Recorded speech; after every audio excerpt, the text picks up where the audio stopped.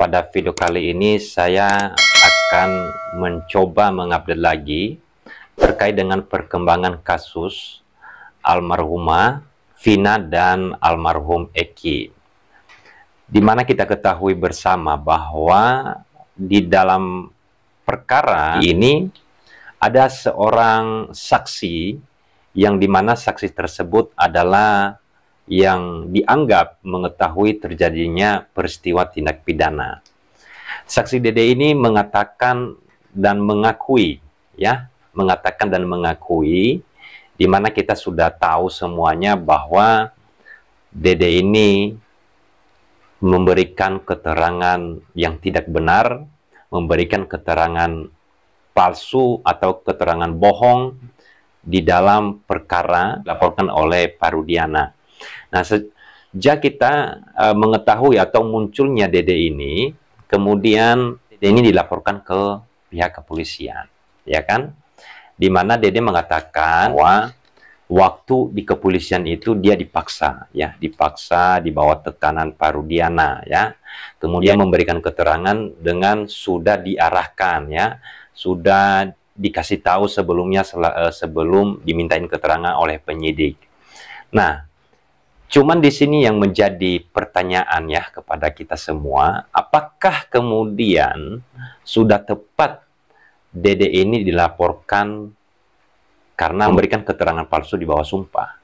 Nah, Dede ini mengatakan bahwa, saya mendengarkan sendiri, waktu di kepolisian dia tidak pernah disumpah. Nah, kemudian waktu proses laporan ini kemudian sampai di pengadilan, Dede ini tidak pernah hadir di persidangan, apalagi dia bisa disumpah.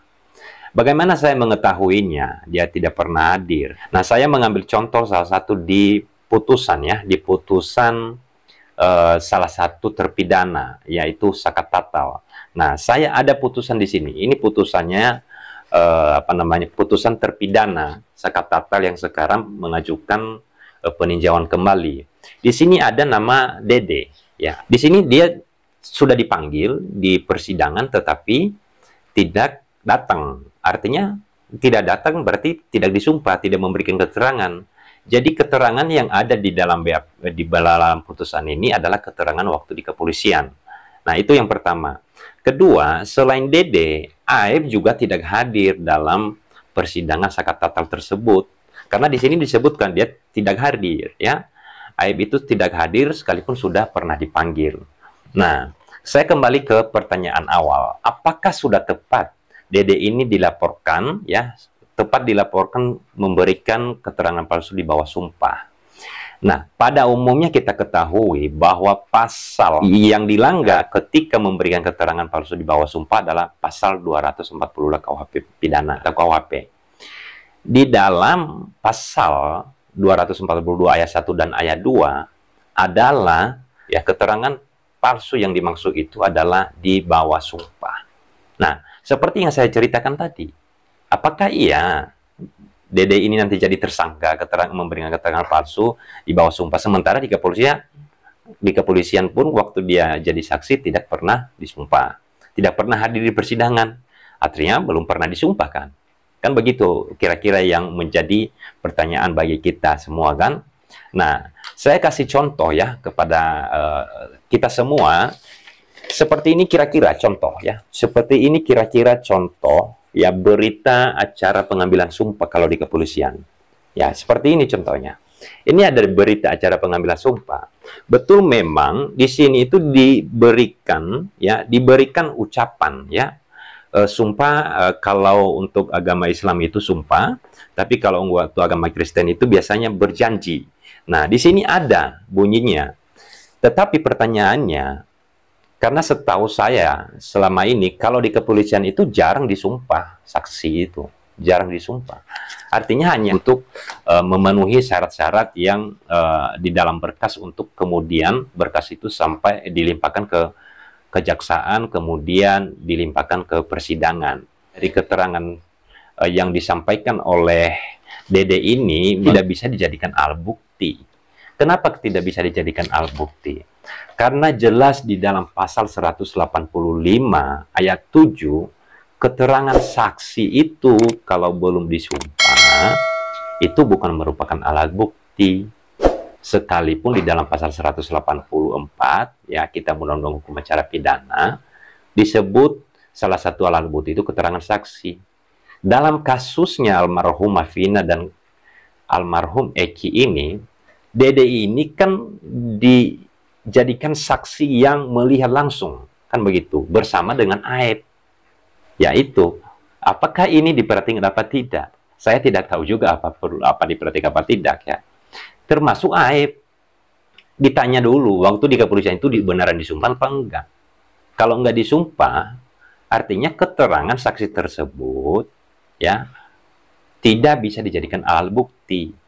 Makanya kalau nyampe di persidangan itu, ditanyakanlah kepada saksi ketika hadir, apakah keterangannya di dalam berita acara pemeriksaan kepolisian sudah benar, atau ada yang ditarik, atau ada yang ditolak. Nah, ketika saksi mengatakan bahwa berita acara pemeriksaan saya di kepolisian itu saya tolak semua, maka seluruh keterangan yang ada di dalam berkas itu yang disampaikan, contohnya seginilah, berkas ini kasih ini. Biasanya keterangan saksi itu ya banyak gitu kan.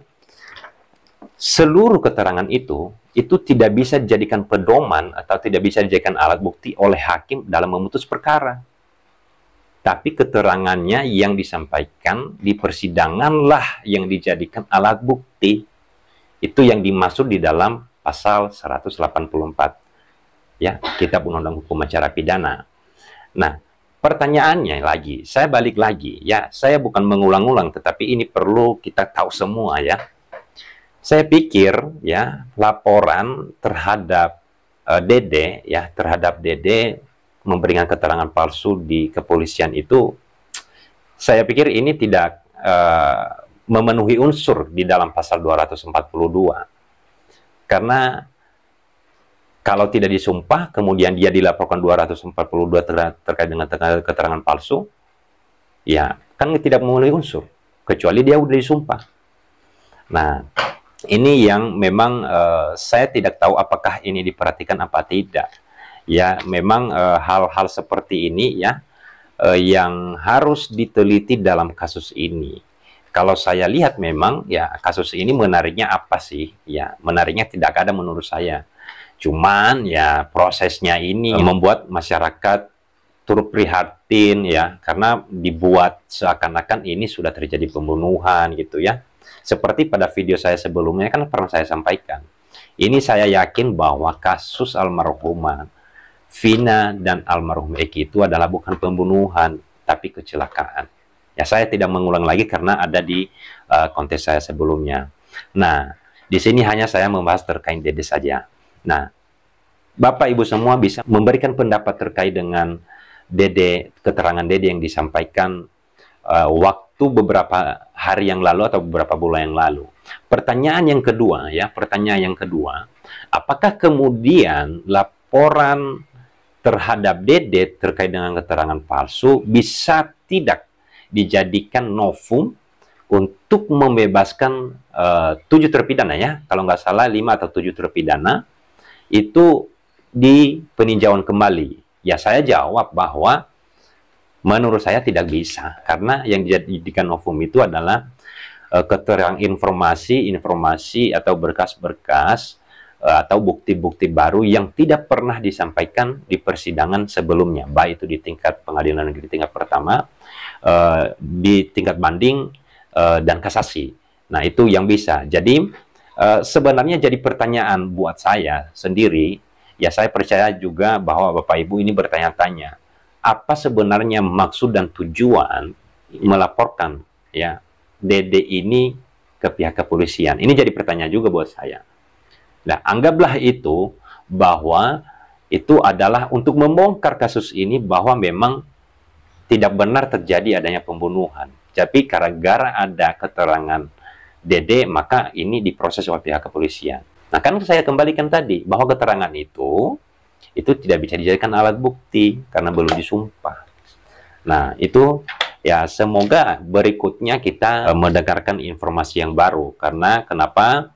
beberapa hari yang lalu juga saya mendengarkan sendiri, kemudian Bapak Ibu pasti mungkin menonton di media sosial bahwa tim penasehat hukum 5 atau 7 terpidana itu akan mengajukan peninjauan kembali ya terhadap putusan yang sudah diputus sebelumnya.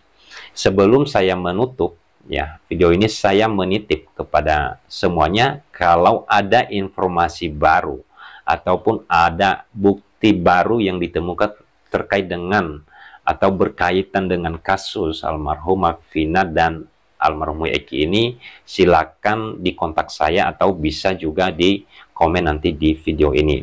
Ya, mari kita bantu semoga perkara ini segera terselesaikan dengan kondusif, dengan baik, dengan proses yang cepat ya, dan juga seluruh terpidana yang masih dalam penjara mendapatkan keadilan yang sebenar-benarnya. Semoga bermanfaat buat kita semua. Terima kasih.